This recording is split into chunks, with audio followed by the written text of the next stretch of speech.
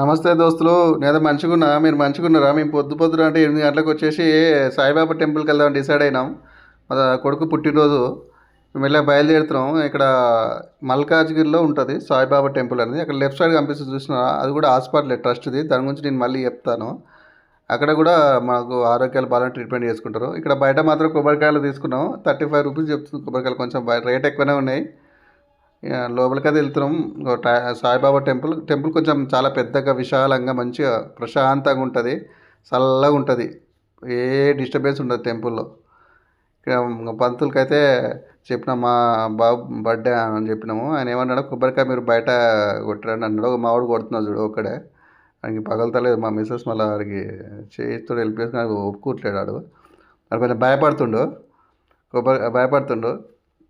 ఇక్కడ బయట మీకు ట్రస్ట్ గురించి చెప్పిన విషయం, హాస్పిటల్లో ఓన్లీ 50 రూపీస్కే డాక్టరు చూస్తారు. ఫీజు, కన్సల్టేషన్ ఫీజు కొంచెం తక్కువ.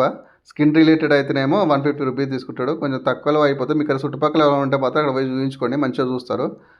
ఇక్కడ లోపలికి వచ్చినాము. కొబ్బరికాయ కొట్టి పంతులకు కొబ్బరికాయ ఇస్తుంటే మాత్రం మావాడు వద్దంటుడు, యాక్సెప్ట్ చేయట్లేదు. వద్దు అంటాడు, ఇస్తలేడు కొబ్బరికాయ. చాక్లెట్ ఇవ్వగానే జర ఖుషి అయిపోయాడు. పంతులు గారు చాక్లెట్ ఇచ్చి జర్ర ఖుషి అయిపోయాడు. ఇంకా పంతులు అడుగుతాడు, మీ పేరు ఏం పేరు, మీ గోత్రం ఏం గోత్రము, పేర్లు అందరి పేర్లు అడుగుతాడు. అందరి పేర్లు చెప్పినాం మేము. ఇంకో వాడు చాక్లెట్ మురుపంలో బొట్టు కూడా పెట్టుకోవట్లేడు. పంతులు గారు అయితే మాకు అక్షంతలు ఇస్తున్నారు. అక్షంతలు ఇచ్చి అక్షంతలు తీసుకొని ప్రదక్షిణలు తిరగండి అని చెప్తున్నాడు. మేము ప్రదక్షిణలు ఇంకా తిరుగుతున్నాం. ప్రదక్షిణలు తిరిగి మళ్ళీ అక్షంతలు పంతులు గారికి ఇవ్వాలి. 5 ప్రదక్షిణలు తిరగమని చెప్పాడు. 5 ప్రదక్షిణలు తిరిగేసిన తర్వాత మళ్ళీ పంతులు గారు అవే తీసుకుంటాడు. అక్షంతాలు తీసుకొని ఇంకా మాకు అన్నయ్య గారు మురుపం మేము చాక్లెట్ ఆ ప్రదక్షిణలో తిరుగుతున్నాము. ఆయనకి చాక్లెట్ మురుపం పడ్డది. చాక్లెట్ మేము ఎప్పుడు రెగ్యులర్గా ఇయ్యాం మనకి. అక్షంతాలు చేసిన మా పాప దక్షిణం పెట్టేసింది. దక్షిణం పెట్టేసి బయటకు అయిపోయింది. పూజ వెళ్ళిపోతాం. ప్రసాదం కూడా తీసుకున్నాం బయట. ఇంకా బయటకి అయితే వచ్చిన మావాడేమో కారు చూస్తుండు. ఏమైనా కార్ మీద పడ్డాడు మనసు. ఇంకో ఇక్కడ కారుకి వస్తుండు, అక్కడ కారుకి వస్తుండు. ఏదో ఆలోచన. ఇంటికి వచ్చేసినాం, బయట కుడుతూ ఇంట్లోకి వచ్చేసినాం. వాడు ఏమైనా బయట తిరుగుదాం మనసు ఉంటుంది. ఇంట్లో తీసుకొచ్చి వస్తలేడు. ఇక పాలు పోసాం, ఇంత తాగురా బాబు, జర మంచిగా హ్యాపీగా ఉండవు, ఇలా పండుగ రోజు పరిశాన్ చేయకని ఎప్పుడైనా చెప్పినాం.